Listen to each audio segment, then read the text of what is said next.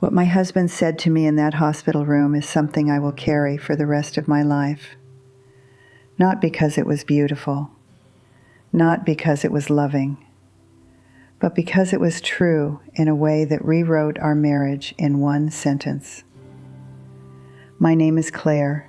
I'm 68 years old. I was married for 42 years to a man I thought I understood completely. If you've been married a long time, or you've been holding a family together for years, I need you to stay with me for a minute. Because what happened to me didn't start with a betrayal. It started with a version of normal that looked safe, sounded responsible, and slowly turned into distance without either of us admitting it. From the outside, Daniel and I looked steady. 2 kids, a modest home, holidays that were predictable, friends who'd say, "You two are solid." We didn't have screaming fights. We didn't have scandals. We had routines. We had a rhythm that made other people feel reassured. And for a long time, I told myself that rhythm meant we were okay, that stability was proof of love. But there's a kind of marriage that can pass every public test and still fail the private one. It's the marriage where you're faithful, responsible, polite, and quietly unknown. That's what I didn't realize we were becoming. We weren't falling apart. We were flattening. When Daniel first got sick, it didn't feel like an emergency. It felt like aging. A little more fatigue, a few more doctor visits, medication changes. We treated it like a project. That's what we were good at, handling problems. And I'll be honest, there was comfort in the structure. A schedule makes fear feel manageable. But illness has a way of stripping away distractions. The hospital doesn't care about your routines. It doesn't care how solid you looked at your neighbor's barbecue. In that fluorescent light, you're left with the truth of who you are to each other when there's nothing left to perform.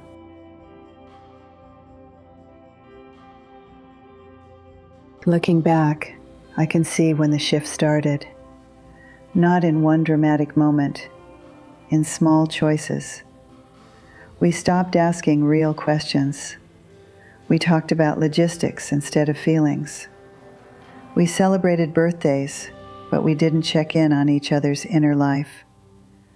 Dinner became a recap of tasks. Weekends became errands. When I tried to bring up the ache underneath it, I did it softly, like I was apologizing for needing something. I once told him, "I feel like we live side by side." He smiled, kissed my forehead and said, "That's marriage." And I nodded, because I didn't want to be difficult. I didn't want to be the woman who complains. Daniel wasn't cruel. That's what made it confusing. He showed up. He paid the bills. He fixed things. He was reliable. He was the kind of man people respect. And I respected him too. But he believed love was mainly proven through responsibility, through keeping the roof over our heads, through not creating problems. And I bought into that because it sounded mature. But maturity without tenderness becomes a cold kind of competence. You can be provided for and still feel alone. You can be protected and still feel unseen. I started measuring my needs against his goodness, and I kept losing the argument inside my own head. So I adapted. I did what a lot of women do when they don't want to ask for more. I got busy. I poured myself into the kids. I kept friendships alive. I volunteered. I made our home warm. I became the person who held everything together. And the more I did that, the less I asked for the kind of connection that requires 2 people to show up emotionally. We weren't unhappy. We weren't in crisis. We were functional. And that's what scares me now. because functional can become a comfortable hiding place. You can hide inside a marriage that works, and nobody notices you're starving. Then the doctor used a different tone. Heart failure, rapid decline, more monitoring, more hospital stays. The future stopped feeling like a long hallway and started feeling like a short room. And one afternoon, sitting beside him while he slept, I realized something that made my stomach drop. If he died, there were parts of him I never truly knew. Not his habits, not his preferences. I mean his fears, his regrets, the thoughts that followed him around. And there were parts of me he never really saw either, because I kept them tidy and quiet so we could stay solid. That day I understood that stability can also be avoidance. In that last week, Daniel grew quieter. Not just weaker, quieter. Like a man hearing his own life without all the noise. One night, after the nurse left and the hallway settled, he turned his head and asked me, "Were you ever lonely with me?" It wasn't an accusation. It wasn't anger. It was honest, which is almost worse, because honesty demands an answer. I could have lied. I could have protected him. But something in his face told me he didn't want comfort. He wanted truth. And I said, yes. The word felt heavy the moment it left my mouth, like it had been waiting for years. If you're still here with me, thank you, because most people look away from this kind of truth. And if this hits close to home, if it makes you think about your own marriage or your own patterns, take a second and tap like so you can find your way back to this later. And if you want more stories like this, the kind that say the quiet part out loud, subscribe and stay with us. Not because anyone needs numbers, but because reminders can change your choices before life forces them. I wish someone had reminded me sooner, when I still had time to do something with the ache. Daniel nodded after my answer, like he already knew. Then he said the sentence that still haunts me. "We built a safe life," he whispered, "but we never built a brave one." At first I didn't understand. Safe sounded good. Safe sounded like success. Safe sounded like what you're supposed to build. But he kept going. He said we avoided fights, avoided risks, avoided uncomfortable conversations, avoided anything that might shake the structure. And in protecting our comfort, we avoided depth. We protected the surface so carefully that we starved the roots. And the more he spoke, the more I realized he wasn't blaming me. He was confessing. In that moment, I saw our marriage like a map. We chose calm over courage.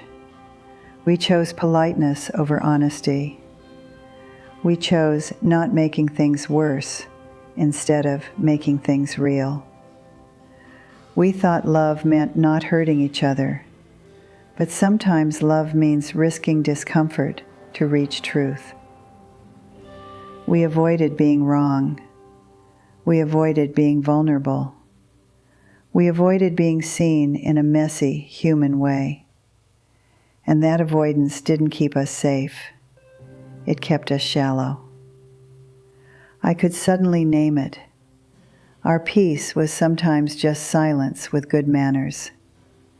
And silence, over time, becomes distance with furniture. The next morning he was gone. No movie speech. No perfect closure. Just that sentence hanging in the air like a warning. After the funeral, people told me we had a good marriage. I smiled and thanked them, because what else do you do? But the word good started to feel complicated. We were loyal. We were steady. We endured. We met the standard. But endurance is not intimacy. Being faithful is not the same as being close. I started to understand something I never wanted to admit. You can do marriage right and still miss the part that makes it feel alive. In the weeks after, I walked through my house like it was unfamiliar. His chair, his mug, the quiet of the hallway at night. What haunted me wasn't regret over harsh words. We didn't have many harsh words. What haunted me was everything we didn't say because we were trying to be adults, trying to be reasonable, trying to be fine. I thought the biggest danger in marriage was conflict. Now I think one of the biggest dangers is never daring to go there. Never asking, "Do you feel alone with me?" Never admitting, "I do." Because the truth is, you can survive anything together if you're honest. But you can slowly disappear together if you're not. So here's what I wish I could tell every woman watching, especially the ones who've been holding everything together for years. Your need for depth is not drama. Your desire to feel seen is not unreasonable. And your silence is not always strength. Sometimes silence is fear of being a burden, fear of being too much, fear of being the only one who wants more. I carried that fear for a long time. I kept my needs small because I didn't want to threaten the stability we built. But stability that requires you to shrink is not peace. It's containment. And containment in a marriage eventually turns into loneliness with shared bills. If I could go back, I wouldn't trade away the life we built. I'm not saying stability is bad. I'm saying stability is incomplete without bravery.